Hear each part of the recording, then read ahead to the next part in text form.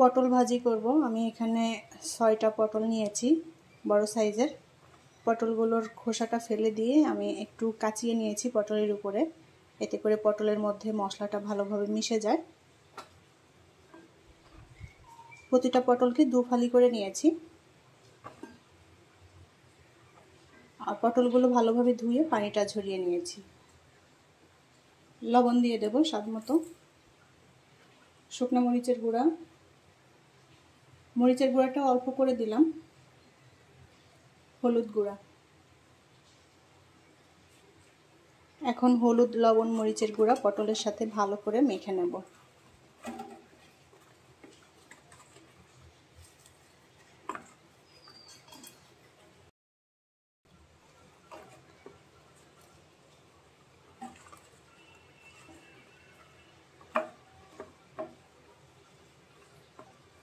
আমি পটলে হলুদ লবণটা ভালো করে মেখে নিয়েছি।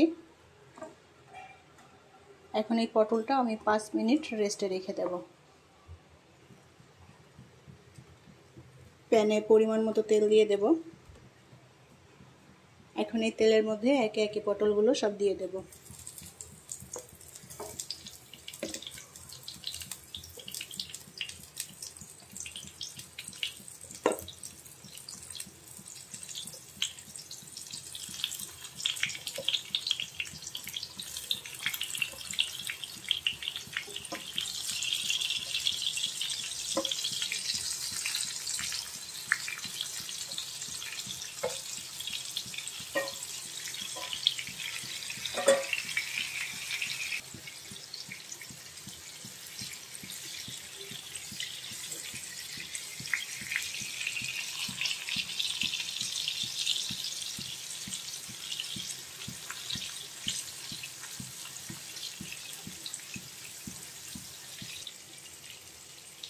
পটলগুলোর এক সাইডটা একটু ভাজা হয়ে গেলে এখন উল্টে দেব। আর এই পটলগুলোকে আমি একটু লালচে পোড়া পোড়া করে ভেজে নেব। লালচে পোড়া পোড়া করে ভেজে নিলে এই পটল ভাজাটা খেতে ভালো লাগে।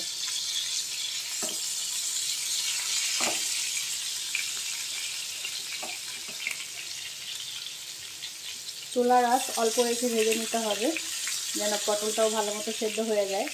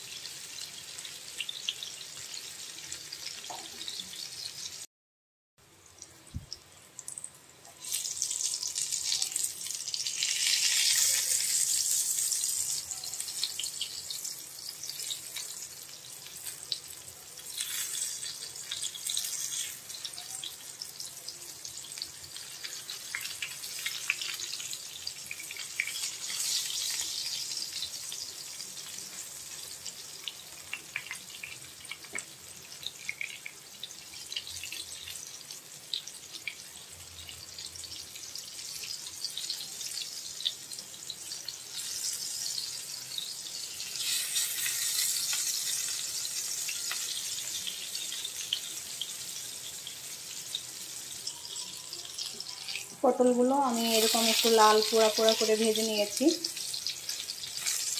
এখন পটলগুলো আমি তেল থেকে তুলে নেব।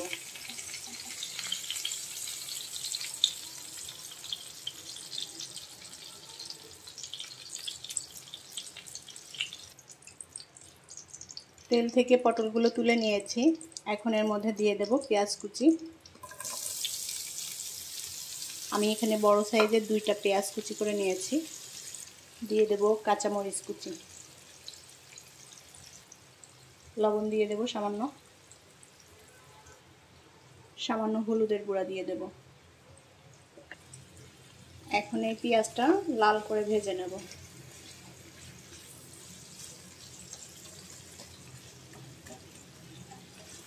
পেঁয়াজটা আমি লাল পোড়া পোড়া করে ভেজে নিয়েছি।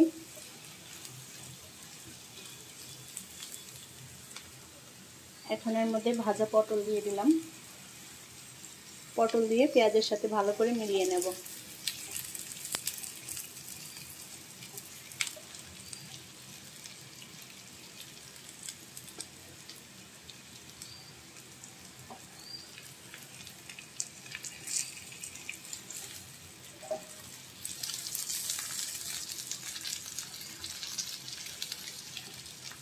পটল ভাজা হয়ে গিয়েছে, এখন এটা নামিয়ে নেব।